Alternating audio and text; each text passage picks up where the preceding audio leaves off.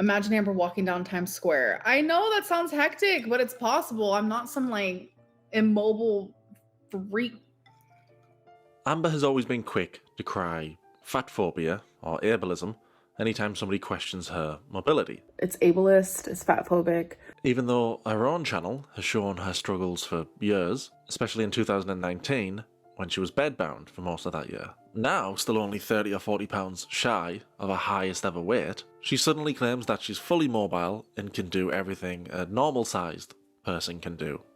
Yes, even walk a mile. And I can walk even further than a mile. Does it take me a long time to do it? Yes. But I am capable. If that's the case, then surely Amber is in awe of Helen Keller's accomplishments.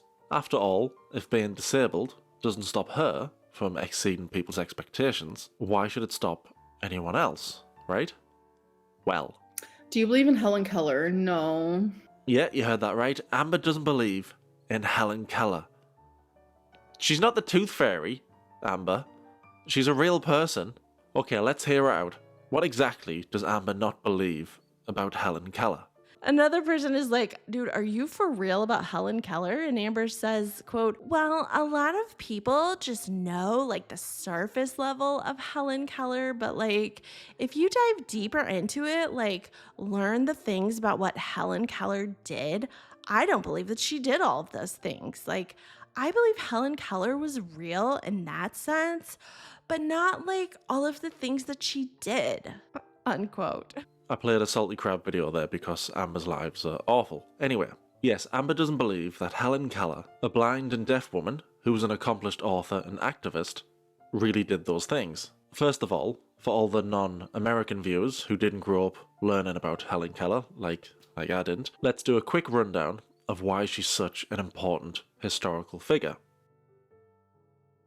Helen Keller was an American author, educator and activist who became deaf and blind at 19 months old. Despite her disabilities, through the help of her teacher and companion Anne Sullivan, she learned to read, write and eventually speak. She had observed that we did not use the hands when we were talking to each other. And I let her see, by putting her hand on my face, how we talked with our mouths. She felt the vibration of the spoken word. Instantly, she spelled, I want to talk with my mouth. That seemed impossible.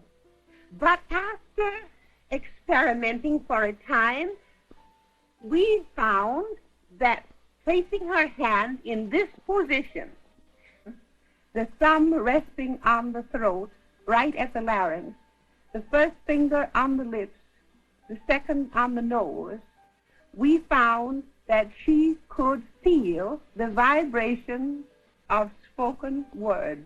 After her 7th lesson, she was able to speak the sentence word by word, I am not dumb now. No. She became the first deaf-blind person to earn a college degree. She would go on to write 12 books, often writing about her experiences as a blind and deaf person. Later in life, she began advocating for others with disabilities, bringing awareness to their struggles and working to create accessible education and employment opportunities for them. Not only this, but she also advocated for gender equality and against racial injustice. She is proof that disability doesn't limit intelligence or potential, and she helped change public perceptions around what disabled people can achieve. Despite all of her achievements, she has somehow become the target for TikTok conspiracy theorists. Helen Keller, supposedly this 100% blind and 100% deaf woman. You know, she supposedly flew a plane. I genuinely believe that she was meant to be some like inspirational story to prove to like kids in school that they can do whatever they put their mind to. But I am convinced that she was not 100% blind and 100% deaf. There's no way. Not her whole life, at least. Not her whole life. She got sick when she was like 2. Yeah, I'm hopping on board with that. Helen Keller wasn't real. You cannot sit here and tell me Helen Keller was real, bro. Ain't nothing gonna make me believe it. Can we just sit here and think about this?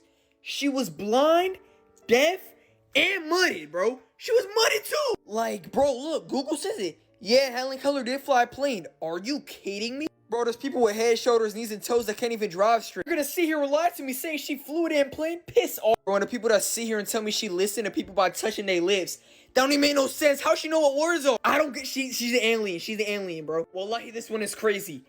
She gave speeches. She talked to crowds. How? How the heck? Amber has latched onto these ridiculous conspiracies as well. Do you believe in Helen Keller? No.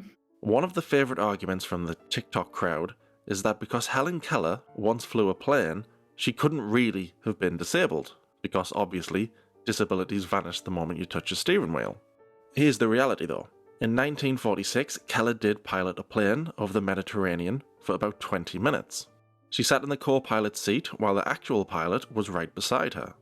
Her longtime companion, Polly Thompson, signed the pilot's instructions into Keller's hand, and Keller responded by operating the controls. No magic, no conspiracy, just teamwork and determination. Another gotcha point from these theorists is that Keller couldn't have possibly authored books if she was really deaf and blind. A quick Google search, assuming that's not too much work, shows otherwise. Keller used a Braille typewriter and, while in college, learned to use a regular typewriter as well. Her teachers and companions proofread her writing. Her exams and schoolwork can even be viewed on the Internet Archive. You could argue with these TikTok conspiracists till the end of time, and they'll just block their ears and scream fake, and any evidence that exists that shows that Helen Keller was just an extraordinary woman. At the end of the day, it's not really about facts. It's about their refusal to believe that disabled people are capable of remarkable things, which by definition is pure ableism. Downplaying and dismissing the real accomplishments of disabled people just because it doesn't fit their narrow view of the world. And this is exactly how Amber operates.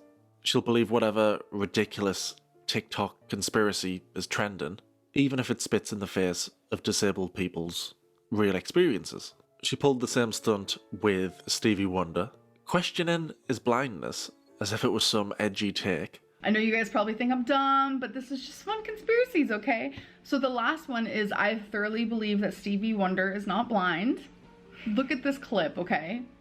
How does he see in a loud room with loud people, loud singing, loud band, loud audience? How does he know that the microphone is falling? Tell me how that's possible. It don't add up. Sure, she eventually apologised, admitting how blatantly ableist she was being. I do want to talk to you guys about what I said, the conspiracy about Stevie Wonder not being blind. I just want to say I'm sorry for being offensive. I'm sorry for being a hypocrite. Sometimes I literally forget that celebrities are human beings just like the rest of us with feelings and disabilities, and I will safely and truthfully and embarrassingly admit that I was being ableist by even mentioning that conspiracy. I had so many of you message me to talk to me about how, you know, there's different levels of blindness, and so many of you who watch me are blind and do struggle, and I feel horrible for hurting you guys and for being offensive and ableist and even speculating on someone else's health or anything that serious about their life. Like, I am truly so sorry, but I feel like I am an actual idiot in this situation. Common sense, the empathy side of me, the respect side of me, the moral side of me should have known, Amberlynn, this is stupid, this is offensive, and this is wrong, and for that I am truly sorry. Do you believe Stevie Wonder is blind yet? I should have never ever said anything about that. It was very mean of me, because that is ableism, what I've been told. So But somehow, a few years later, here she is again, recycling the same old ableist nonsense, this time with Helen Keller. Amber demands dignity and respect for her own disabilities. Disabilities that, unlike Helen Keller's, she caused through her own choices and morbid obesity. Yet you can't extend even basic respect for one of the most iconic advocates for disabled people in history. Even if she issues another half-hearted apology, it's only a matter of time until she falls back into that same old ableist mindset. At this point, Amber just needs to sit down, seriously reflect, and try and figure out why her thinking is so deeply wrong. I'll leave you with a quote from the great Helen Keller. "The public must learn that the blind man is neither a genius, nor a freak, nor an idiot. He has a mind which can be educated, a hand which can be trained, ambitions which it is right for him to strive to realize, and is the duty of the public to help him make the best of himself so that he can win light through work." Helen Keller, wow. That's deep.